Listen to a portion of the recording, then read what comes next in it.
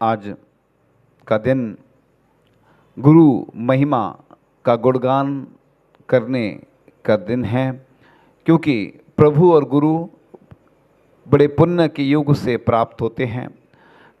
कई बार ऐसी स्थितियां भी बनी कि जिस समय मुनियों के दर्शन नहीं होते थे, यानी ध्यानत राय जी, पंडित ध्यानत राय जी, बनारसी दास जी आदि जब उनका काल था, उस समय मुनि के दर्शन नहीं होते थे तो वो कमरे के अंदर दिखाते थे कि मतलब ऐसा स्वरूप मुनि महाराज का होता है।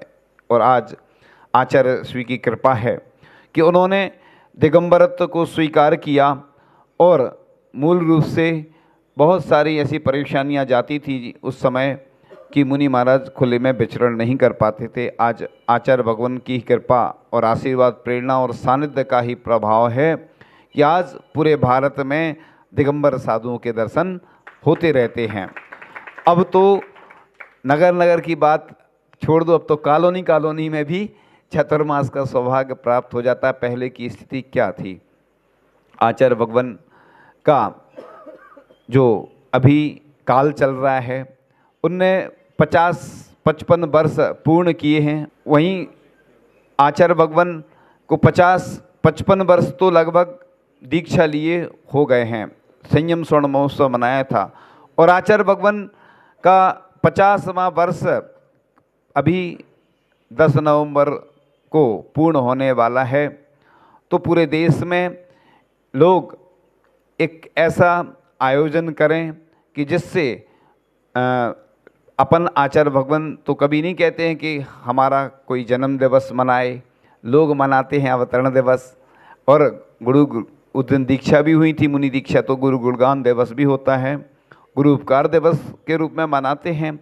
लेकिन आचार्य भगवान ने जो साधना की है, तो जिन सेनाचार्य महाराज कहते हैं कि वर्तमान की जो साधना होती है और वो 1000 वर्ष की हो जाती है, तो उनको 55 वर्ष हो गए हैं, यानी उनकी 55,000 वर्ष की साधना आचार्य श्री की हो गई है।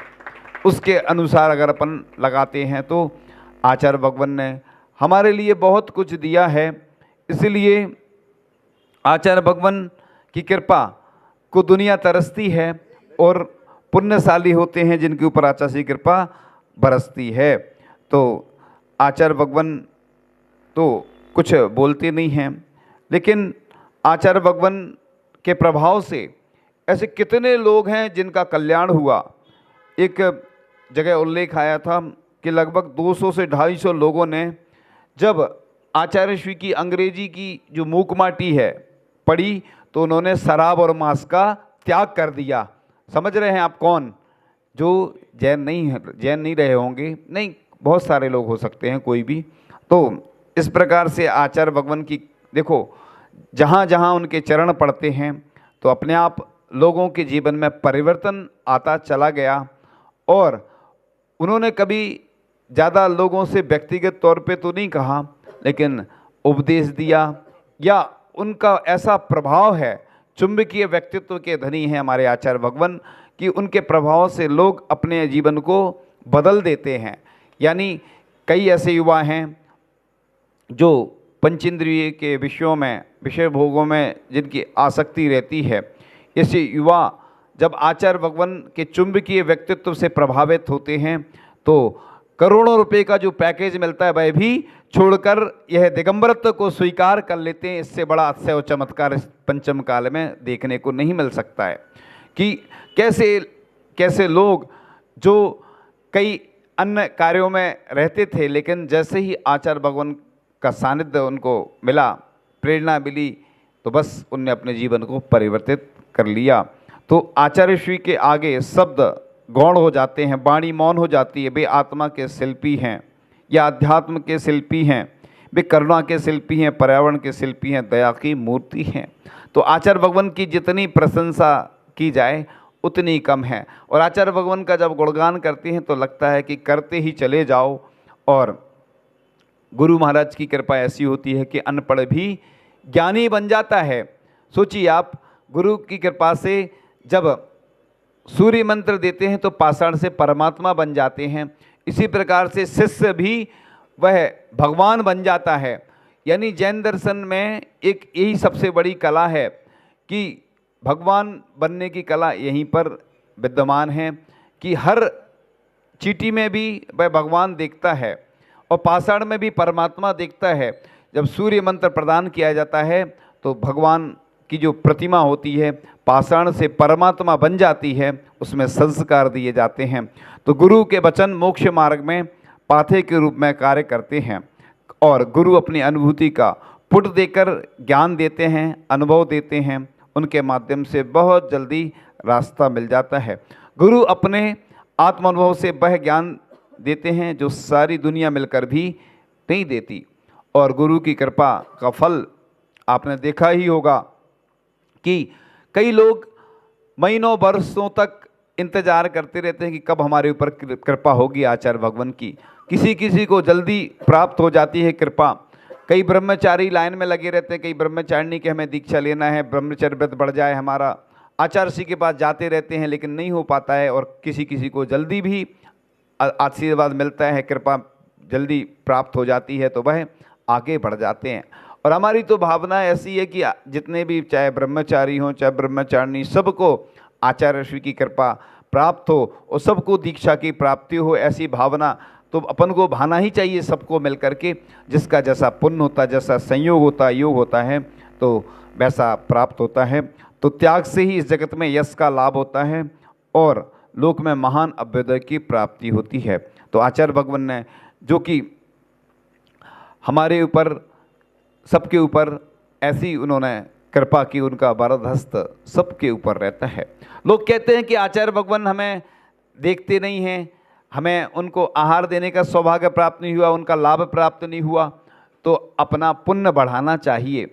कई लोग ऐसे हैं जिनको जब आचार्य भगवान का पड़गान आदि का सौभाग्य प्राप्त नहीं होता था और उनसे कहा तो उन्हें णमोकार मंत्र की माला जब फेरी और णमोकार मंत्र की माला का ऐसा प्रभाव हुआ कि उनको आचार्य श्री के आहार का सौभाग्य जल्दी से जल्दी मिल गया, कुछ दिनों में ही।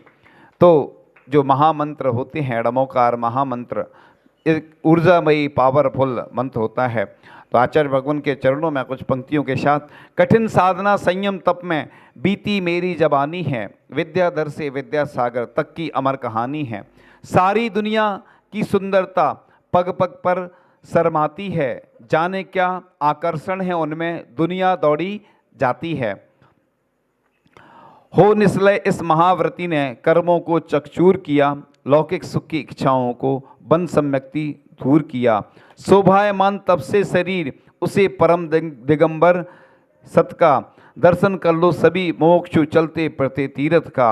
नहीं आज तक देखे ऐसे साधु अपने जीवन में भक्त समर्पण कर देते हैं, सर्वस जिनके चरणों में नहीं लेखनी लिख सकती है इस बैरागी की गाथा, नहीं उसे गा सकती वाणी झुका रहे अपना माथा।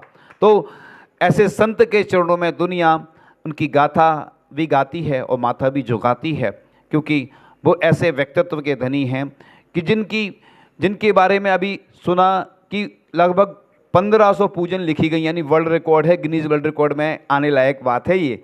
लेकिन अभी तक ऐसा इसके पहले कभी नहीं सुना गया कि इतनी सारी पूजन किसी की लिखी गई हों।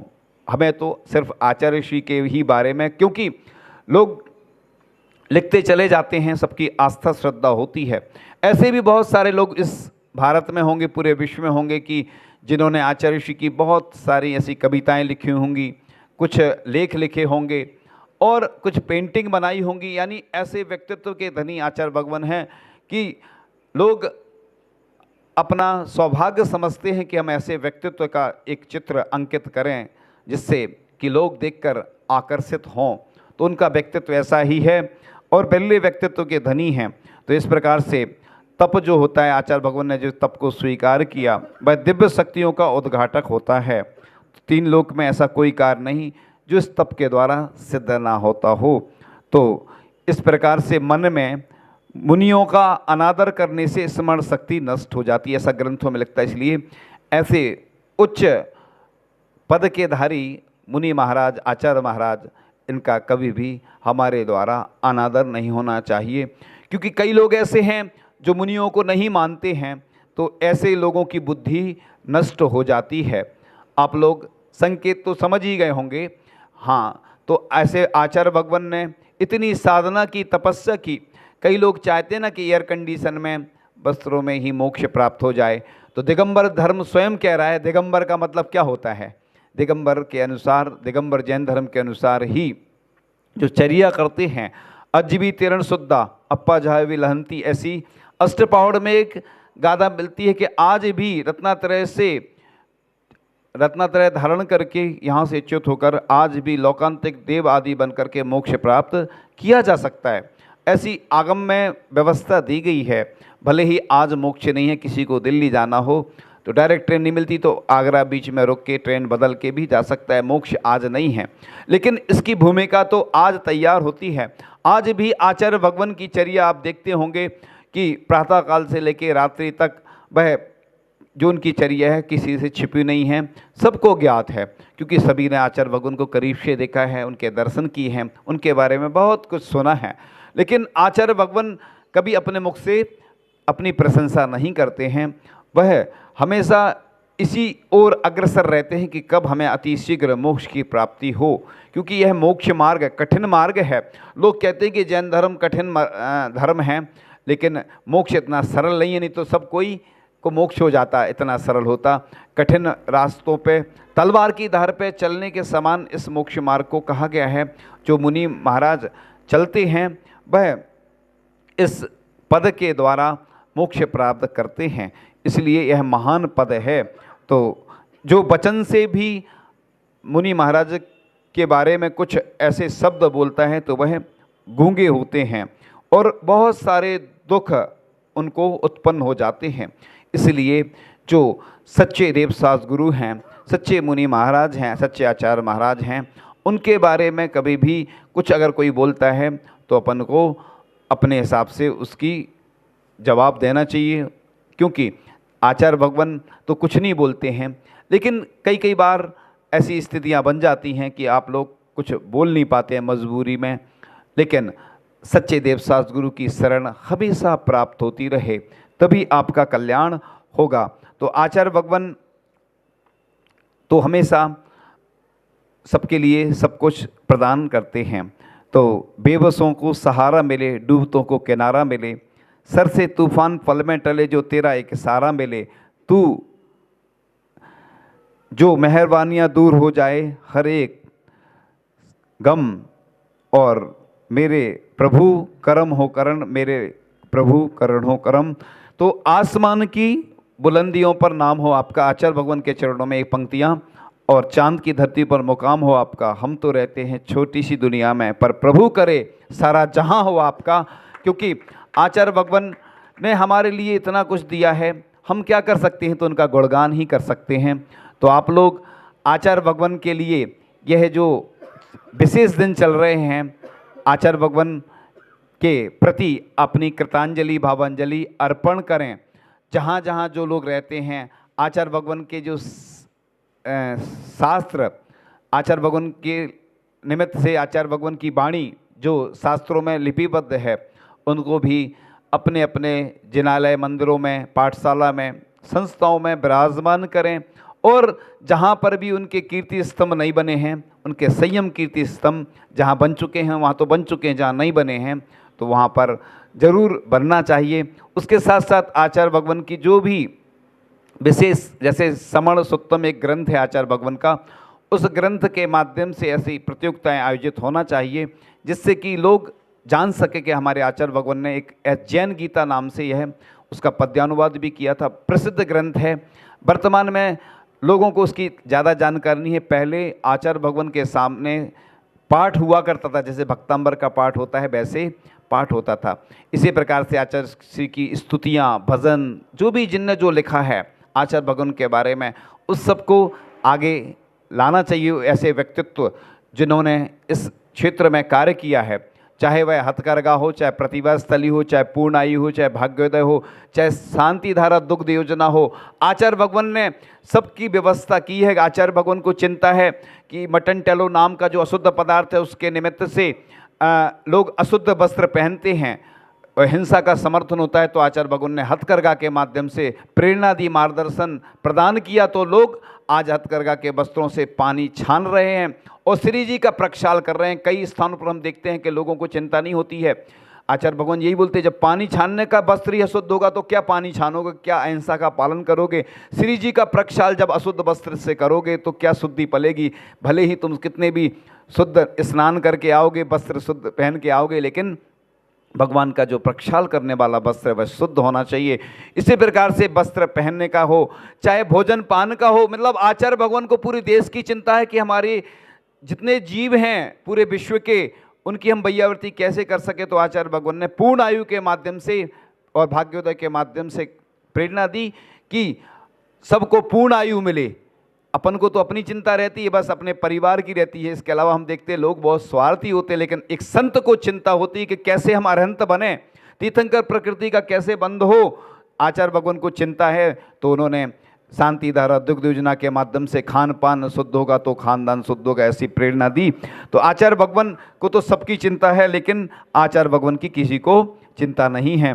इसलिए आचार्य भगवान की दीर्घायु हो, उनकी प्रेरणा मार्गदर्शन सानिध्य हम सबको प्राप्त होता रहे। तो एक स्थान पर लिखा था कि तीर्थों में श्रेष्ठ श्री सम्य शिखर जी और मंत्रों में श्री नमोकार मंत्र श्रेष्ठ है। ग्रंथों में तत्वारसु, जिन बिंबों में गोमटेश, बाहुबली, कुंडलपुर के बड़े बाबा, और निर्ग्रंथ संतों में आचार्य श्री विद्यासागर जी महाराज, और माताओं में श्री तीर्थंकर की माता, पिताओं में श्री तीर्थंकर के पिता, और चर्चाओं में अध्यात्म चर्चा, और अर्चाओं में जिनेन्द्र अर्चा, गुणस्थानों में 14वां गुणस्थान, अयोग केवली और ज्ञानों में प्रसिद्ध है तो केवल ज्ञान, और इंद्रियों में रसना इंद्रिय प्रसिद्ध है। वृक्षों में चंदन वृक्ष, और धानों में सालीधान, और चंचलता में अगर प्रसिद्ध है तो मन। इस प्रकार से प्रसिद्धि के बारे में बताया गया है। तो आप लोग ऐसी भावना भाएं कि आचार्य भगवान की प्रेरणा मार्गदर्शन और सानिध्य में जो जिनालय बन रहा है उससे जो जुड़े नहीं हैं वह जुड़ें, और आगामी आयोजन जो भी होने वाले हैं विधान आदि में अपन तन मन धन से सहभागिता करें, जिससे कि अपना जीवन अच्छा बनेगा और पुण्य का अर्जन होता रहेगा। जीवन का कोई भरोसा नहीं रहता है, कब अंतिम श्वास निकल जाए। हमारे बीच से कई लोग चले गए और कई लोग और भी चले जाएंगे, इसलिए जीवन के बारे में ऐसा नहीं सोचना कि हम कर लेंगे। कर लो सो काम, भज लो सो राम। इसलिए इस जीवन का सदुपयोग आचार्य भगवान और देवसास गुरु की भक्ति में आप करते रहें। आचार्य भगवान की प्रेरणा सानिध्य मार्गदर्शन आपको प्राप्त होता रहे, और हमारी तो भावना है कि जितने लोग हैं सबको आचार्य श्री को आहार देने का अवसर प्राप्त हो, और आचार्य श्री के चरण स्पर्श करने का अवसर प्राप्त हो। आचार्य श्री की कृपा आप लोगों के ऊपर हमेशा बनी रहे, जिससे आप लोग हमेशा स्वस्थ रहें और आप सुखी रहें, और आप अपने धन का सदुपयोग इन जिन मंदिरों और अपने धार्मिक अनुष्ठान परोपकार के कार्य में करते रहें। इन्हीं भावनाओं के साथ परम पूज्य आचार्य भगवान गुरुदेव शिक्षण विद्यासागर जी महामुनि राज की